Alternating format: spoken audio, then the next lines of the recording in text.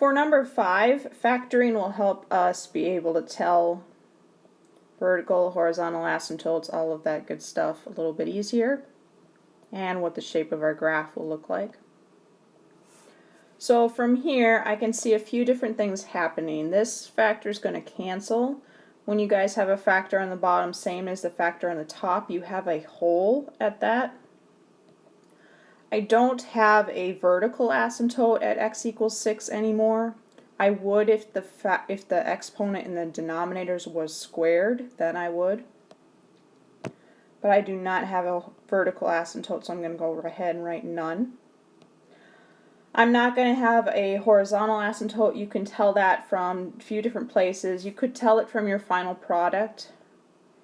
That's just going to be x minus 2, or you could tell it from here. The degree in the numerator is 2, degree in the denominator is 1, so I'm going to have a none there.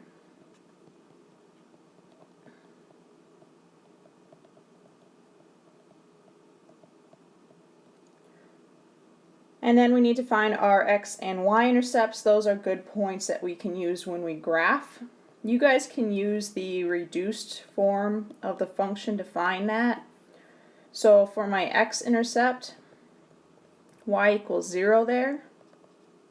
So I'm going to go 0 equals x minus 2, so x will equal 2. So that's going to be my y-intercept, or my x-intercept, excuse me. You can also write it like this. Either way is okay. And then same thing for your y-intercept, except now you're plugging in x equals 0 into your reduced function.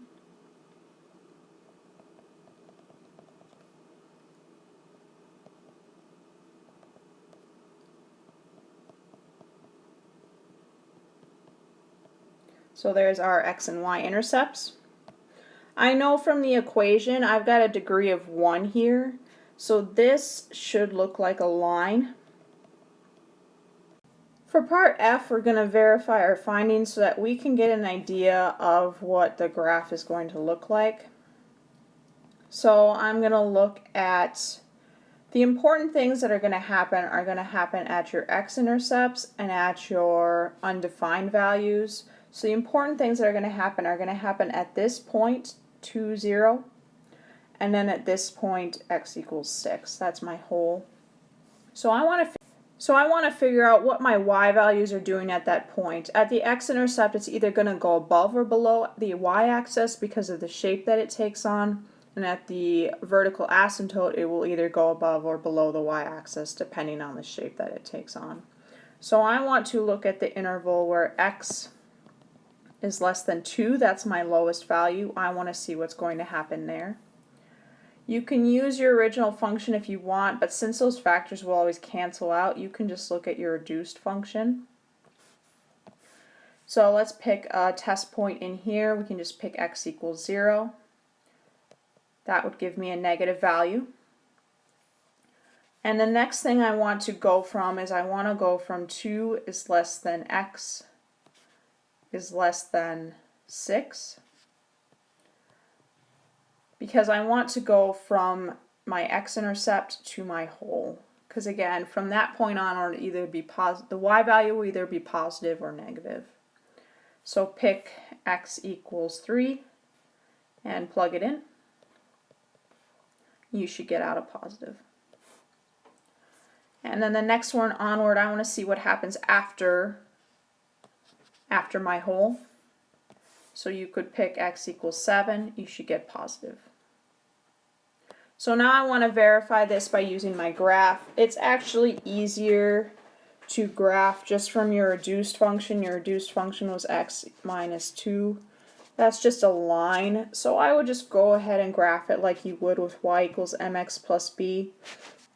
The thing you want to be careful about when you get to the whole, make sure that you show that. At x equals 6 there was a whole. And going back to our table, you can see that all values where x is less than 2, the y is negative. So anything that I go this way with x, I'm going to get a negative y value, so that is good. And then I want to check from 2 to 6. And indeed, any y value in that interval will be positive.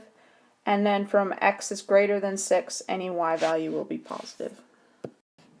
In number 7, it's already in factored form, so we don't have to do the work there. So finding our x-intercepts, I just want to remind you again that at any x-intercept y is 0. So when you plug it in, and you'll see the shortcut,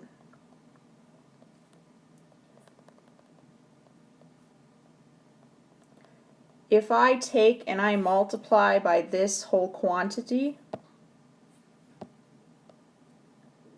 to the other side, when you do that, you're going to have 0 on one side. So all you need to find for the x-intercepts, and this is always true if you're in factored form, is what will 0 out the top. If I plug in 1, I'll have 0. If I plug in -6, I'll have 0. And then this cubed tells me that it's going to have an S shape at that root. And then the squared tells me that it's going to have a U shape at the other one.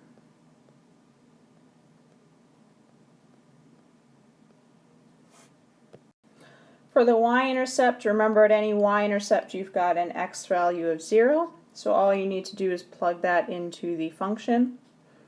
So I've got 0 minus 1 cubed, 0 plus 6 squared, over 0 plus 3, and 0 minus 4. Simplifying this will give you a value of positive 1. Be a little careful with your algebra. -1 cubed, you should get negative, times positive 36 over 9 times -4. So my y-intercept is going to be at 0, 1.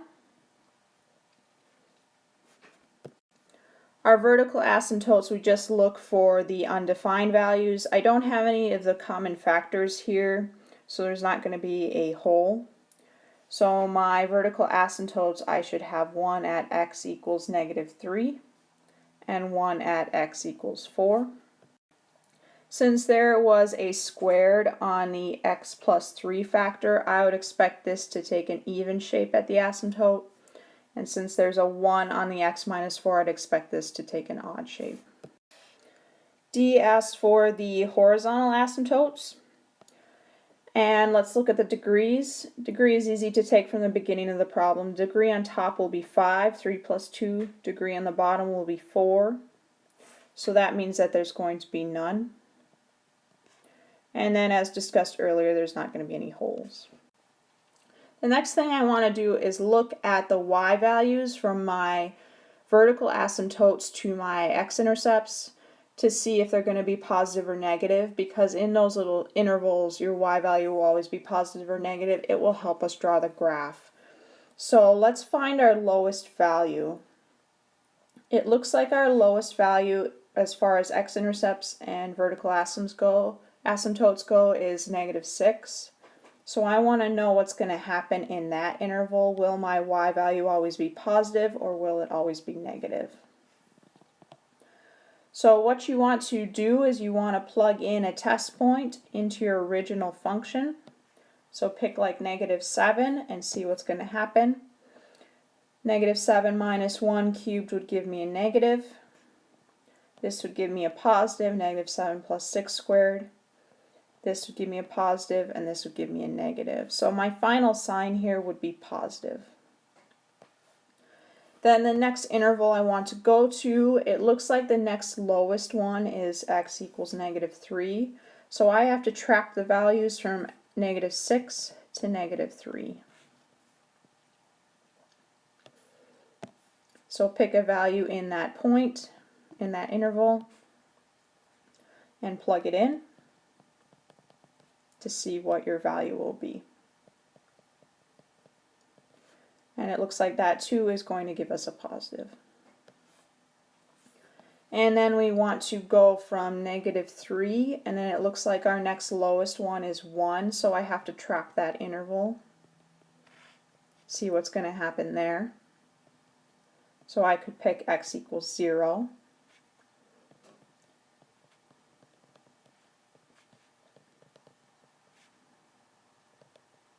So that y value is also going to be positive. And then I want to trap 1, and it looks like my next biggest one is 4, so I want to trap from 4. And that's going to give me a positive finally in that little section.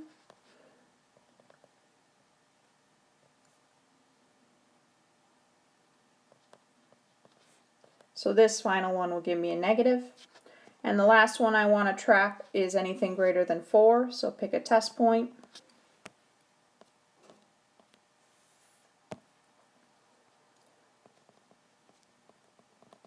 And you should get positives here. So your final sign should be positive. So this is going to help us draw the graph. A bunch of different things will help us draw the graph. So now what I like to do when I draw the graphs is to make the vertical asymptotes first. That will give me boundaries or holes. So I've got x equals -3 and I've got x equals 4. And then I just start and work your way from left to right. So I know I've got a x-intercept at -6 that should have a U shape.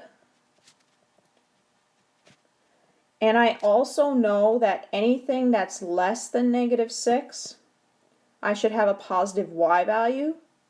So what that tells me is that the U shape has to go this way.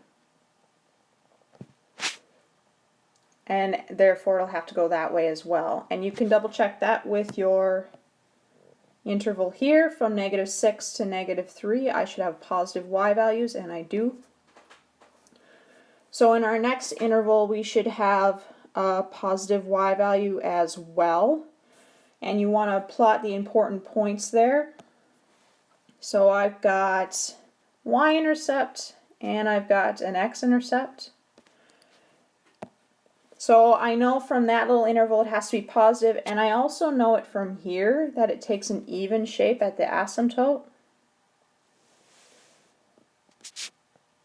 And I also know I've got an S shape, so that tells me to draw it like an S.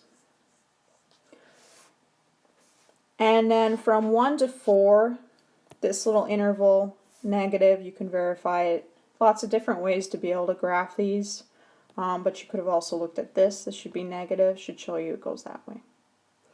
Now, if you guys were to graph this on your graphing calculator, we don't really know what happens after this point, what the graph looks like. I know that all the y values are going to be positive. And if you graph it on your graphing calculator, you're going to get something way up here, which is fine. We're concerned about you seeing the patterns and getting the shape. If you draw it way up there on your assignment, it's okay.